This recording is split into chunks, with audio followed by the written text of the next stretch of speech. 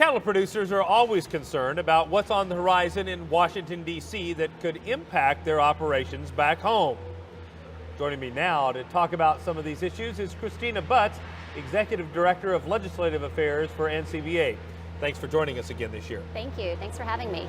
You work on a number of both regulatory and legislative issues back there, Kristina. Highlight a few of the ones that you're working on now. Well, obviously looking into 2015, an issue that's going to be near and dear to our membership is the Dietary Guidelines. We're in the final stages of that actually coming to fruition here in the next few days. But then we're also working on WOTUS, Waters of the United States, and just really kind of our second phase of what we can do to kind of pull back that regulation entirely, that proposed rule that EPA put forward. Trade continues to be a hot topic in Washington when we start looking at Trade Promotion Authority as well as the Trans-Pacific Partnership and just seeing what we can do to help our government negotiate those deals and get a great deal for American agriculture, but specifically the cattle industry.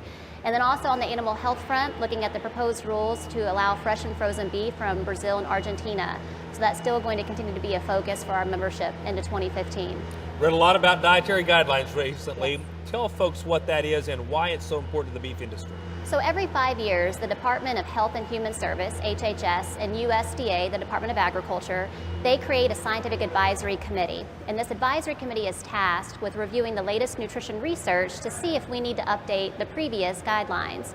So we did this in 2010, and what a lot of people don't realize is that in 2012, NCBA began our involvement and engagement in the 2015 Dietary Guidelines.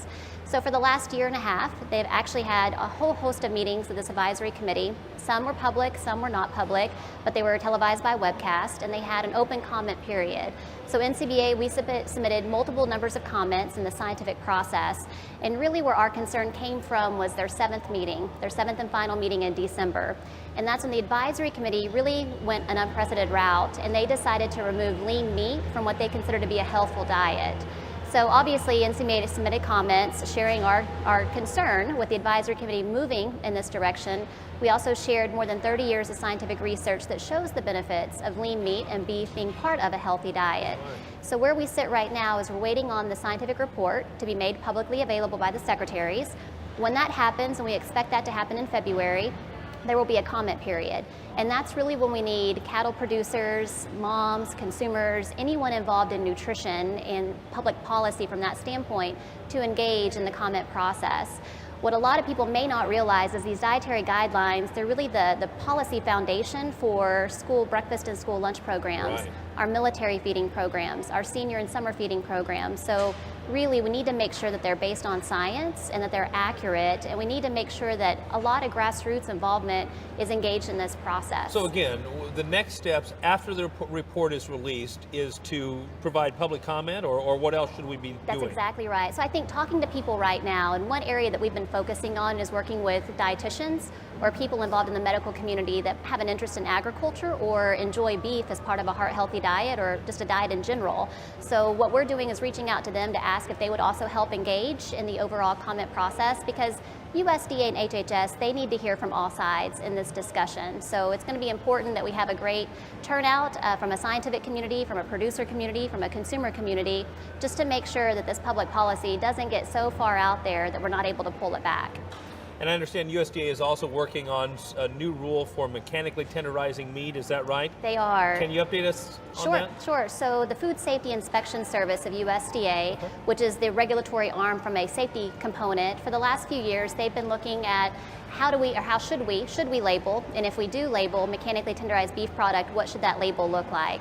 So for the last 2 years, NCBA has been involved in these conversations with the agency. We've also provided a lot of comments and some input from consumer research that's been conducted by the industry, just really talking to them about what that means from an informational standpoint for consumers, but then also what it could also mean on kind of adding more language and more words to an already crowded label. So we did expect that to come forward by the end of 2014. Right now we're hearing it's still in its final stages at the Office of Management and Budget, which is the final clearinghouse before a final regulation can go into effect.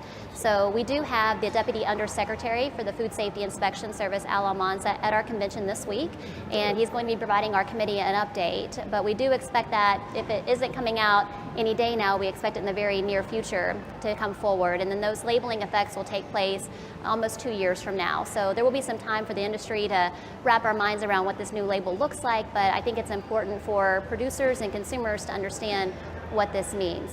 Absolutely. And we're obviously here in your home state of Texas. Yes. I know immigration reform and border control has long been an issue.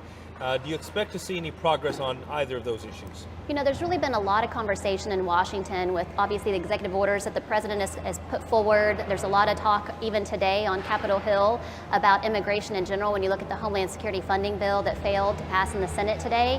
But in general, I think that it will be a discussion point in Washington that most will take very seriously this year. We do have a senior counsel from the House Judiciary Committee joining us here at our convention to provide an update from Congressman Bob Goodlatte, who's been a strong champion for reform and a strong champion for agriculture in a lot of these discussions. And we're hopeful that we can have a good discussion in our committee meetings, and then she can take some helpful information back with her to Washington as they continue to discuss these policies. Well, I hope you enjoy your return trip to Texas, but get back to D.C. because we need you back there, Kristina. Yes, sir. Thank you. Thank you. One way you can help protect the future of the beef industry is by becoming a member of NCBA.